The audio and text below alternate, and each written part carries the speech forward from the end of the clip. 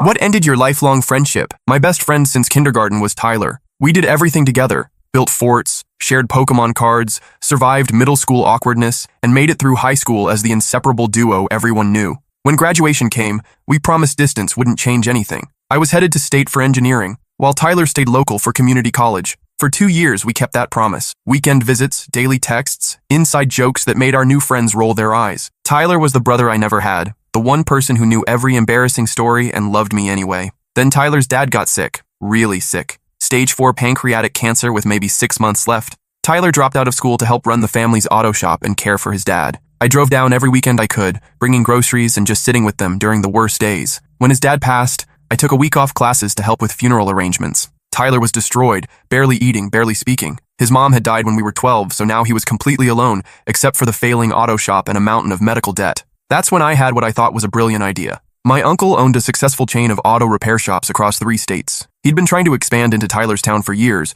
but could never find the right location. Tyler's shop sat on prime real estate. Corner lot, main street visibility, established customer base. I called my uncle and explained the situation. Tyler needed money, my uncle needed a location. Perfect solution, right? My uncle offered to buy the property for $200,000, well above market value, and hire Tyler as manager of the new location. Tyler would keep his job, get a steady salary, and have enough money to start over. I was so excited to save my best friend that I drove straight to Tyler's house with the news. That's where everything went wrong. Tyler listened to my explanation, his face getting darker with each word. When I finished, he stared at me for a long moment before asking the question that changed everything. How long have you been planning this? I was confused. Planning what? I just thought of it yesterday. I'm trying to help you. His laugh was bitter. Help me? Or help your uncle get prime real estate at a bargain price because my dad's corpse is barely cold? The accusation hit me like a physical blow. Tyler, that's not... You called your uncle before you called me, he said. You made a deal about my life without asking what I wanted. I tried to explain that I was just exploring options, but Tyler was already standing up. Get out, he said quietly.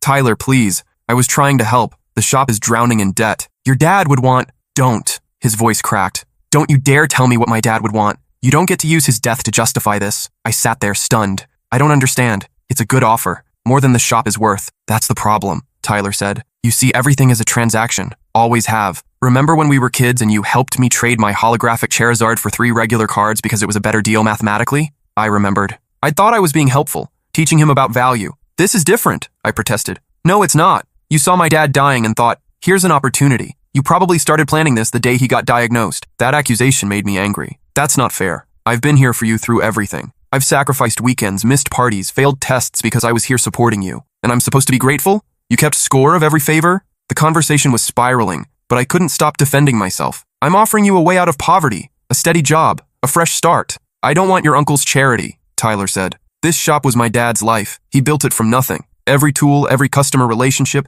every reputation he earned over 30 years, and you want me to sell it to some corporate chain that'll gut it and slap their logo on the building. That's not how it would work, I said. You'd still run it. Same customers, same, under your uncle's rules, with his policies, his prices, his way of doing things. Tyler shook his head. You really don't get it, do you? This isn't about money. I was getting frustrated. Then what is it about? Pride? Your dad's dead, Tyler. The shop is failing. The debt collectors are calling. I'm offering you a solution. The moment those words left my mouth, I knew I'd crossed a line I couldn't uncross. Tyler's face went completely white. My dad's dead, so nothing else matters? Is that what you think? That's not what I meant. Yes, it is. His voice was deadly calm now. You think because he's gone, I should just cash out and move on. Forget everything he taught me about integrity and independence. Take your uncle's money and be grateful for the scraps. I tried to backtrack, but Tyler was already walking toward the door. I need you to leave, he said. Tyler, come on. We've been friends for 16 years. Don't let this... He turned around, and the look in his eyes stopped me cold. Friends don't ambush each other with business deals at funerals, he said. Friends don't call relatives behind your back to discuss your life like you're not capable of making your own decisions. And friends sure as hell don't tell you your dad's death doesn't matter because money fixes everything. I sat in my car outside his house for an hour, waiting for him to cool down. When he didn't come out, I drove back to school, convinced he'd call once he realized how good the offer really was. He never called. I tried texting him over the next few weeks. Short messages at first. Hey, how are you holding up? Then longer explanations about my uncle's offer and how it could work. Finally, desperate attempts to apologize for how I'd handled things. The messages went unanswered. My roommate at college, Derek, watched me obsess over the situation for weeks. Finally, he confronted me during one of my late-night rants about Tyler's stubbornness. Dude, you're not getting it, Derek said, looking up from his textbook. You basically told your grieving friend to sell his dad's legacy to your rich uncle. How did you think that would go? I was trying to help him, I insisted. He's drowning in debt. Did he ask for help? The question caught me off guard. He didn't have to ask. I could see he was struggling. That's not what I asked. Did Tyler ever say, "I need you to find a buyer for my dad's shop"? I thought about it. Tyler had mentioned the debt, the stress, the late nights trying to keep things running, but he'd never actually asked me to solve it for him. He was proud, I said. Too proud to ask for help. Derek closed his book and turned to face me fully. Or maybe he wanted to figure it out himself. Maybe he wanted to honor his dad by fighting for what he built, instead of selling out at the first sign of trouble. Selling out? I bristled. My uncle offered him a management position. That's not selling out. Working for someone else in your dad's shop? Having to follow corporate policies instead of making your own decisions? Yeah, that's selling out. I never looked at it that way. In my mind, I'd found the perfect solution. Tyler keeps his job, gets financial security, and my uncle gets his expansion. Everyone wins. But Derek was right. I'd never asked Tyler what he wanted. I'd assumed I knew better than him about his own life. The more I thought about it, the more examples I remembered of my tendency to solve problems nobody had asked me to solve. In high school, I'd helped Tyler study for tests by completely reorganizing his notes into a more logical system. He'd thanked me politely but never used my system. When he struggled with asking girls to dances, I'd created detailed plans for how he should approach them. He'd ignored my advice and eventually found his own way. I'd always attributed his resistance to stubbornness or fear of change. It never occurred to me that maybe Tyler preferred his own methods, even if they seemed less efficient to me. 3 months later, I heard through mutual friends that Tyler had found investors to help save the shop, local businessmen who remembered his dad and wanted to preserve the family legacy. They offered less money, but let Tyler keep ownership and make his own decisions. The news should have made me happy. Instead, it made me furious. See? I told Derek. He found the money anyway. If he'd taken my uncle's deal, he would have had more cash and less stress. Derek stared at me like I'd grown a second head. Are you seriously still not getting this? He found a way to save his dad's shop without giving up control. That's exactly what he wanted. But my uncle's offer was better financially. Stop, Derek said firmly. Just stop. This isn't about money. This was never about money. Tyler wanted to preserve his father's legacy. He found a way to do that. You should be happy for him. But I wasn't happy. I was bitter. I'd offered Tyler the perfect solution, and he'd rejected it out of stubbornness. Now he was struggling with complicated investor relationships and maintaining ownership when he could have had a steady corporate job. I convinced myself that Tyler would eventually realize his mistake, that the stress of running a business would prove too much, that he'd come crawling back, asking for my uncle's help. I even started checking local newspapers online, looking for signs that his shop was failing. When I found an article about Henderson Auto Repair expanding their services to include motorcycle repair, I told myself it was probably a desperate attempt to generate more revenue. When I saw another article about Tyler hiring his first employee, a young mechanic fresh out of trade school, I assumed he was spreading himself too thin. I was so invested in being right that I couldn't see Tyler's actual success. The shop thrived under his management. He modernized the equipment, expanded services, and built a reputation that drew customers from neighboring towns. Within 2 years, he'd paid off the debt and was turning a profit. Meanwhile, my uncle never did open a location in that town. He found another spot across town that failed within 18 months because it couldn't compete with Tyler's shop. The irony wasn't lost on me. Tyler's stubbornness had actually been smart business sense. He'd known his market better than my uncle's corporate analysts, but instead of admitting I'd been wrong, I found new ways to diminish Tyler's success. His investors were probably taking advantage of him. His expansion was unsustainable. His reputation was built on small-town loyalty that wouldn't translate to real business growth. I couldn't just be happy that my former best friend was succeeding. I had to find ways to prove that my solution would have been better. I graduated and moved to Chicago for my engineering job. Every time I came home to visit my parents, I'd drive past Tyler's shop. The parking lot was always full. The sign still said Henderson Auto Repair in the same faded blue letters his dad had painted 20 years ago. I never stopped in. My mom would occasionally mention Tyler in conversation, how well his business was doing, how he'd hired 3 new mechanics, how he'd started dating someone, a teacher at the elementary school where we'd first met. You should reach out to him, she'd say. I'm sure he'd love to hear from you, but I was too proud. In my mind, Tyler had chosen his business over our friendship. He'd valued his father's garage more than 16 years of brotherhood. If he wanted to reconcile, he could make the first move. The truth was, I was embarrassed. Every success story I heard about Tyler's shop reminded me that I'd been wrong. Not just about the business deal, but about Tyler himself. I'd assumed he couldn't handle the responsibility of running a company. I treated him like a charity case instead of a capable adult. My own life was progressing nicely on paper. Good job, decent apartment, climbing the corporate ladder. But I was lonely in Chicago. I'd made acquaintances at work and drinking buddies from my building, but no real friends. No one who knew me the way Tyler had. The few friendships I attempted followed familiar patterns. I'd meet someone through work or hobbies, we'd hang out a few times, and inevitably they'd share some problem they were dealing with. Instead of just listening, I'd immediately start offering solutions. Instead of empathizing with their struggles, I'd explain how they could fix everything if they just followed my advice. People would thank me politely and then gradually stop inviting me to things. I told myself they were intimidated by my intelligence or threatened by my success. It was easier than acknowledging that I was exhausting to be around. I started dating Rebecca, a marketing executive I met at a company mixer. She was smart, ambitious, and impressed by my engineering degree and career trajectory. We moved in together after 8 months, but even Rebecca noticed my tendency to solve problems instead of listening to them. "You do this thing where you interrupt me mid-story to offer solutions," she said after one of our fights. "Sometimes I just want you to hear me, not fix me." It was exactly what Tyler had tried to tell me, but I still didn't get it. If you're upset about something, why wouldn't you want help solving it? Because not everything needs to be solved. Sometimes things just need to be felt and understood. I thought Rebecca was being dramatic. If someone brings up a problem, obviously they want help fixing it. Why else would they mention it? This fundamental misunderstanding poisoned our relationship slowly. Rebecca would come home stressed about work conflicts, and I'd immediately start explaining how she should handle difficult colleagues. She'd share worries about her family, and I'd research solutions before she'd finish talking. "I feel like I'm dating a life coach instead of a boyfriend," she said during one of our last fights. "You never just sit with me in whatever I'm feeling. You always have to fix it." "I'm trying to help," I protested. "I want to make things better for you. But what if I don't need things to be better? What if I just need them to be acknowledged?" Rebecca and I lasted 2 years before she moved out. "You're a good person," she said while packing her books, "but you don't know how to just be present with people. You're always trying to optimize everything." After she left, I started thinking more about Tyler, about all the times he'd tried to share something important with me, and I'd immediately jumped to advice-giving mode. How I treated his emotions like problems to be fixed instead of experiences to be shared. I remembered when we were 15 and Tyler's girlfriend broke up with him at the spring dance. Instead of letting him be sad, I'd spent the whole ride home explaining why she wasn't good enough for him anyway, and listing all the reasons he was better off single. "I don't want to feel better," he'd finally snapped. "I want to feel sad for a while. She was important to me." I'd thought he was being dramatic. Now I understood he was trying to process something meaningful that I'd dismissed as inefficient. Or when we were 13 and Tyler's dog got hit by a car.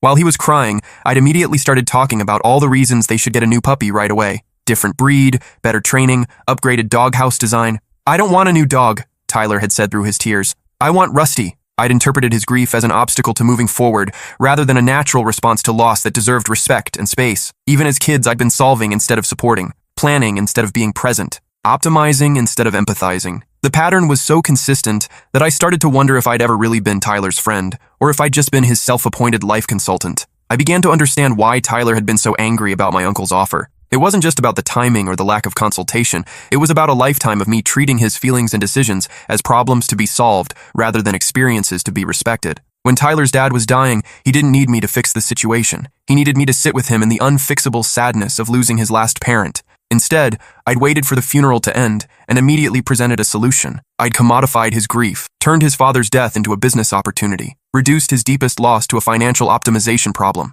No wonder he'd exploded. I started paying attention to how I interacted with people at work. Sure enough, the same patterns emerged. Colleagues would mention challenges they were facing, and I'd immediately start offering solutions. They'd share personal struggles, and I'd research resources and advice before they'd finish talking. I thought I was being helpful, but I started to notice that people stopped coming to me with problems. They'd discuss issues openly in group settings, but avoid one-on-one conversations where I might launch into fix-it mode. My manager, Patricia, actually mentioned it during my annual review. "You're technically excellent," she said, "but you need to work on your interpersonal skills. People find you intense. When someone mentions a problem, you immediately take ownership of solving it instead of just acknowledging their experience." "Isn't that what engineering is about?" I asked. "Solving problems?" "Technical problems, yes, but personal and emotional situations are different. Sometimes people just want to be heard, not fixed." It was the same thing Rebecca had tried to tell me, the same thing Tyler had been trying to communicate for years, but I still didn't know how to do anything else. My entire identity was built around being the guy with answers. If I wasn't solving problems, what value did I bring to relationships? Last Christmas, 5 years after our falling out,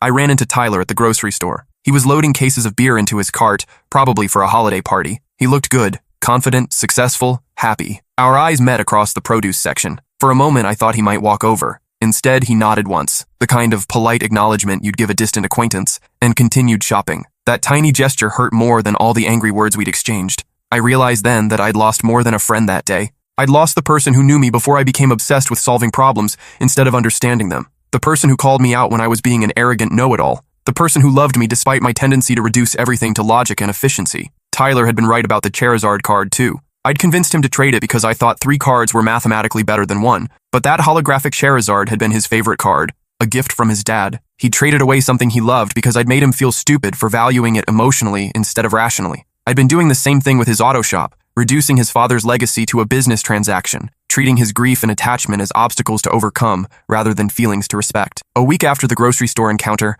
I did something I'd never done before. I Googled Tyler's shop and read every online review. Customers raved about his honesty, his fair prices, and his willingness to explain what was wrong in terms they could understand. One review mentioned how Tyler had stayed late to fix an elderly woman's car so she could drive to her husband's chemotherapy appointment the next morning. "This is what customer service used to be," the review said. "Tyler treats every customer like family." Another review described how Tyler had refused payment for a simple repair, saying the customer's car was too old to justify the cost of parts. Instead, he'd helped them find a reliable used car within their budget and personally inspected it before they bought it. Reading those words, I felt a sharp pang of recognition. That was the Tyler I remembered, the kid who'd shared his lunch when I forgot mine, who'd helped me study for tests I was failing, who'd never made me feel stupid for not understanding something the first time. He'd built a business that reflected his values: personal relationships over corporate efficiency, community connections over profit margins, loyalty over convenience, everything I'd tried to optimize out of his life. I started driving past the shop more frequently when I was home visiting my parents, not because I planned to stop in, but because seeing it reminded me of what real success looked like.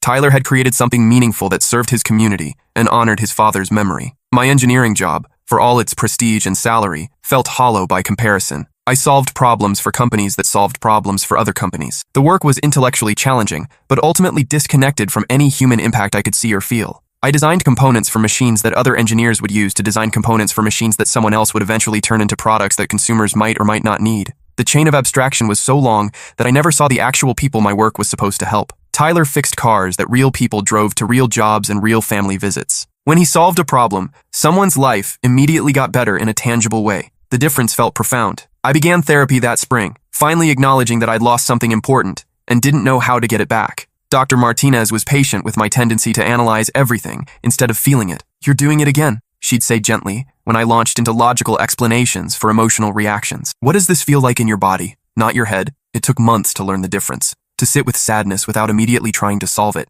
To listen to someone's story without planning my response while they were still talking. "Why do you think you need to fix everything?" Dr. Martinez asked during one session. "Because I'm good at it," I said automatically. "Are you, though? How did fixing Tyler's problems work out?" The question stopped me cold. I'd been telling myself for years that Tyler had rejected good advice out of stubbornness, but the truth was, my solution had made everything worse. It had cost me my best friend and hadn't helped Tyler at all. "I think I fix things because it makes me feel important," I admitted finally. "Like I'm smart and useful and needed." What if you were important to people just for being yourself, not for what you could do for them? It was a radical concept. I'd built my entire identity around being the guy with answers, the one who could solve any problem if you just explained it clearly enough. But Tyler had loved me before I was good at anything. When we were kids, our friendship wasn't based on what I could do for him. It was based on shared experiences, inside jokes, and the simple pleasure of each other's company. I'd lost that somewhere along the way. I'd turned myself into a human problem-solving machine and wondered why my relationships felt transactional. "When did this start?" Dr. Martinez asked. "When did you first learn that solving problems made you valuable?"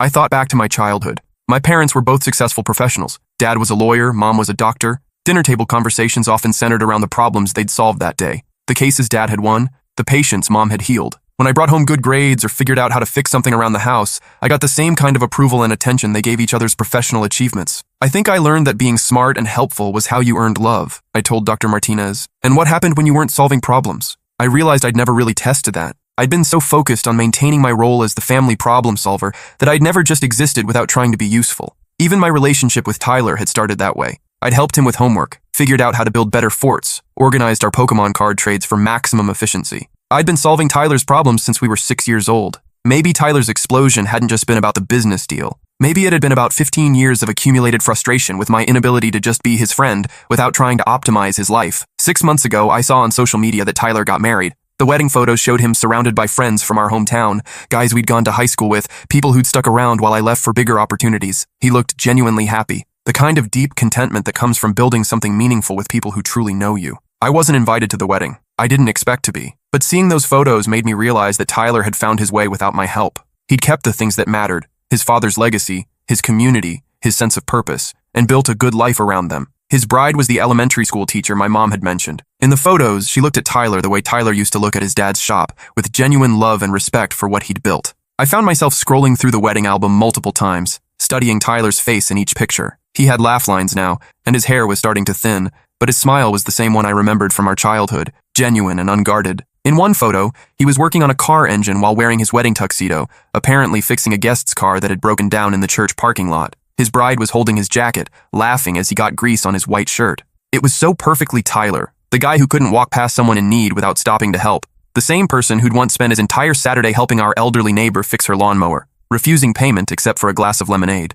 I tried to imagine myself in that photo. Would I have stopped my own wedding to fix someone's car? Or would I have suggested they call a tow truck and deal with it later? The honest answer made me uncomfortable. I probably would have seen the breakdown as a problem that threatened the wedding schedule and immediately started calling service companies to handle it efficiently. Tyler saw it as an opportunity to help someone, even on the most important day of his life. The difference between us had always been there, but I'd never recognized it. Tyler helped people because he cared about them. I solved problems because I wanted to feel competent and necessary. Tyler's help came from love. Mine came from ego. My engineering job pays well and looks impressive on paper. I live in a nice apartment, drive a reliable car, and have a healthy retirement fund. But I don't have friends who've known me since kindergarten. I don't have roots in any community. I don't have anything that couldn't be replaced with enough money and time. Tyler chose meaning over convenience. He chose struggle over easy solutions. He chose to honor his father's memory even when it was harder than taking a buyout. I chose efficiency over loyalty. I chose logic over love. I chose to be right over being a friend. That choice cost me the most important relationship in my life. And unlike the business deals I'm good at negotiating, this is one transaction I can never undo. Last month I was home for my dad's birthday when I heard sirens racing through town. Later, I learned there had been a serious accident on the highway. A family with young kids, their car completely destroyed. Without thinking, I drove to the scene. The ambulance was already gone, but the wreckage was still being cleared. Tyler was there with his tow truck, working with the police to safely remove the demolished vehicle. When he saw me standing on the shoulder, he paused for a moment. Then he walked over. "Heard it on the scanner," he said simply. "Family's okay. Dad broke his arm, but everyone's going home." We stood there in awkward silence, watching his crew work. Finally, Tyler spoke again. "Your uncle ever find a location in town?" "He tried that spot across from the school," I said. "Closed down last year." Tyler nodded but didn't seem surprised. "Wrong side of town. People here like to know their mechanic." It was a gentle way of saying what we both knew, that local relationships mattered more than corporate efficiency in a place like this. "Your shop looks busy every time I drive by," I said. "Can't complain." Tyler wiped his hands on a rag. "Hired 2 of the guys from your uncle's place when it closed. Good mechanics. Just needed someone who understood the market." The conversation felt strained, but it was the longest we'd spoken in 5 years. I wanted to say something about the wedding, about how happy he looked, about how sorry I was for everything, but I couldn't find the words. "I should get back to work," Tyler said finally. "Yeah, of course." He started to walk away, then turned back. "Your mom says you're doing well in Chicago." "It's a good job," I said. "But sometimes I miss this place." Tyler studied my face for a moment. "It's still here when you're ready to come back." I don't think he was just talking about the town. That night I called Dr. Martinez and told her about the encounter. How Tyler had been gracious without being warm, professional without being friendly. "How did that feel?" she asked. "Like he's moved on," I said. "Like I'm just someone he used to know." "Is that what you wanted?" The question caught me off guard. "No, but I don't know what I expected." "Maybe the question isn't what you expected, but what you're willing to do now." "What do you mean?" "You hurt Tyler deeply. You dismissed his grief, disrespected his father's memory, and treated his most important decision like a math problem. If you want any kind of relationship with him, you're going to have to own that completely." I'd apologized before, in my texts and voicemails from years ago. But those apologies had been focused on defending my intentions, rather than acknowledging the impact of my actions. "I was trying to help," I'd said. "I didn't mean for it to come across that way. But intent doesn't erase impact." I'd learned that from Rebecca, from Dr. Martinez, from years of reflecting on my failed relationships. "What would a real apology look like?"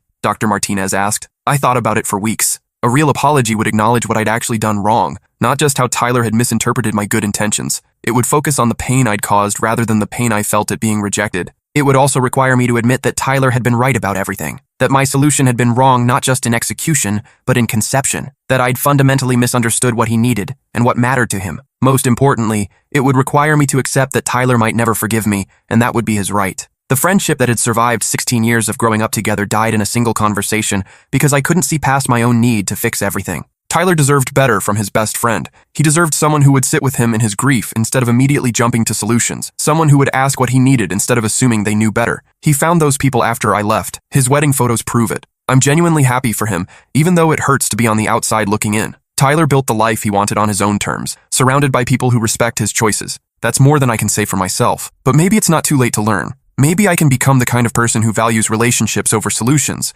who listens before advising, who understands that some things matter more than efficiency. 2 weeks ago, I made a decision that would have been unthinkable a year earlier. I turned down a promotion that would have required me to relocate to California for a 40% salary increase. The opportunity was everything I thought I wanted. More money, more prestige, more complex problems to solve. But it would have taken me even further from home, from any possibility of rebuilding connections with people who actually knew me. Instead, I started looking for engineering jobs back in my home state. Not in Tyler's town. I'm not ready for that level of proximity, but close enough that I could visit my parents more often and maybe start building some roots again. I also started volunteering at a local literacy program, teaching adults to read. It's the first time I've used my skills to help people without trying to optimize their entire lives. I just show up, teach reading, and leave. No unsolicited advice about career advancement or financial planning. No attempts to solve problems they haven't asked me to solve. It's surprisingly fulfilling. Maybe I can find my way back to the person Tyler once called his best friend. Even if Tyler and I never reconcile, I owe it to myself and everyone else in my life to figure out how to be present instead of just productive, how to be a friend instead of just a fixer. Tyler taught me that, even in losing him. Last week, I drove past Henderson Auto Repair again. The parking lot was packed as usual, and I noticed they'd added a small sign, "Now hiring, experienced mechanics welcome." For just a moment, I imagined walking in and applying for a job. Starting over as Tyler's employee, learning to work with my hands instead of just my head, proving that I could value his way of doing things instead of trying to change it. It's a fantasy, of course. Tyler would never hire me, and I'm not qualified to be a mechanic. But the image stuck with me. The idea of learning from Tyler instead of trying to teach him, of following his lead instead of insisting on my own solutions. Maybe that's what friendship was supposed to be all along. Not one person solving the other's problems, but two people figuring out life together, each contributing their strengths without trying to fix each other's weaknesses. I never learned how to do that with Tyler, but maybe it's not too late to learn it with someone else. Maybe it's not too late to become the kind of person who deserves friendships that last 16 years. Or maybe it is too late, and this is just the price of choosing to be right instead of choosing to be kind. Either way, Tyler taught me something I couldn't learn any other way, that some things matter more than being smart, more than being helpful, more than being right. Some things just matter more than winning.